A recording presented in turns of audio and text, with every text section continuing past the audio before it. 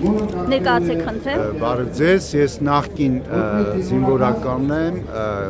ներկայումս իրավապաշտպան Սեմյոն Բաբայանն եմ։ Պարոն Բաբայան, մասնակցում եք Ուժեղ Հայաստան կուսակցության հանրահավաքին, մեծ հանրահավաքին, շուտով նաև կլսենք ուղերձը Սամվել Կարապետյանի։ Ինչ հույսեր ունեք, հնարավոր է համախմբվել այս ուժի շուրջ եւ իսկապես մեր երկիրը ազատել թուրքական, ադրբեջանական օրակարգ իրականացնող իշխանությունից։ Իմ կարծիքը հենց Սամվել Կարապետյանը այն ուժն էր, որ չէր ելիքում Հայաստանին, որը ունի եւ ռեսուրս եւ փորձ, ղեկավարում է մի մեծ կոնցերն եւ իմ կարծիքով դա այլ է, ինչ լինել նախկին լրագրող, ինչ որ գործերում առաջ գնալ, մարդը կարողանում է կառավարել, կրկնապատկել իր կարողությունները եւ իր ներուժը օգտագործելով Հայաստանին պետքական հենց այն մարդն է, որ կարող է փոփոխել երկիրը տանել դեպի վերել։ Իմ կարծիքով այն շարքումները, որ կա, որ Ռուսաստանի մարդն է, դա սեփական ներուժը ցույց տալու համար են, այսինքն սեփական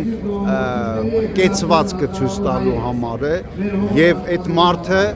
առաջնահերթ հայ է, ոչ թե Ռուսաստանաբնակ, առաջնահերթ հայ է, հպարտ հայ է, որը այս դժվար պահին, վաղտորոշ պահին եկել է Հայաստան եւ ներկայումս կրում է իր որոշակի անհարմարություններ, բայց ես վստահ եմ, որ ինքը կարող է փոփոխել։ Հենց նոր ինձ հարցազրույց էր ուզում վերցնել այսօրվա իշխանությանը ծառայող Նանե Իսրայելյանը, ես փորձեցի իր հետ ինչ որ բանակցել, հա, տեսնեմ ինչ է ասածը, եւ երբ որ ինքը միանգամից սկսեց գողությունից խոսալ, հեծը գողեր են,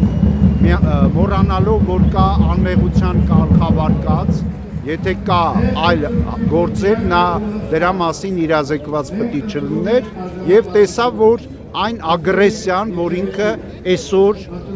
արտացոլում էր, որպես այդ լրագրող կոչվածը եւ ինձ անվանեց սադրիչ։ Ես ընդամենը ասեցի, որ սադրիչը դու ես, նա հարցրեց, կարող է մի հատ էլ խփես։ Ես պատասխանեցի, տեղովդ խփնված ես, աղջիկ ջան։ Իրականում ես հերվից էի իրան միշտ տեսել այդ առեղծվածային լրագրողին, ներկայումս չեմ համարում հարկ իրա մասին շատ խոսամ, իրականում արտաքինով շատ չգիտեմ, ձայնը այն վատ է ազդում մարդկանց վրա եւ չի ցանկանա, որ այսօր լրագրողները նույնպես բացակա գտնվեին, այսօր տեսնում ենք բազմություն, որը ներշնչում է հույս ընտրություններից առաջ։ Եվ կուզեի հետևյալ հարցը տալ, այսօր օրը սկսվեց Նիկոլ Փաշինյանի Շարասյան հետ կապված շատ տխուր լուրով, վթարի էին ենթարկվել եւ կան մահացած մարդ կամ վիրավորներ 12 հոգի եւ մենք ամենասարսափելին այն է, որ այդ դեպքից հետո ողբերգական տեսանք, թե ինչպես է Փաշինյանը մի քանի քվեականների հետ Քնթունիկում հաց ուտում, այսպես շատ ուրախ տրամադրության մեջ, սա ինչ երևույթ է։ Սա նորմալ երևույթ է այսօրվա իշխանությանը, որ մահից հետո կարելի է հաց ուտել, նորմալ մարդ է, երբ որ գնում է թաղում կամ ինչ որ վատ բանի մասին է տեղյակ լինում, նա չի կարողանում եւ սնվել եւ քնել, սենց ասեց։ Նման տիպի մարդիկ միշտ էլ ստամոքսի համար են մտածում եւ իմ կարծիքով երեկվա մահերը 6 հոգի, այսօրվա մահերը կարծեմ ոստիկանությունից են եղել։ Մարդը ոնց ասում էր Արմեն Գրիգորյանը, գնա որ էլ մարդ չզոհվի, չմեռնի։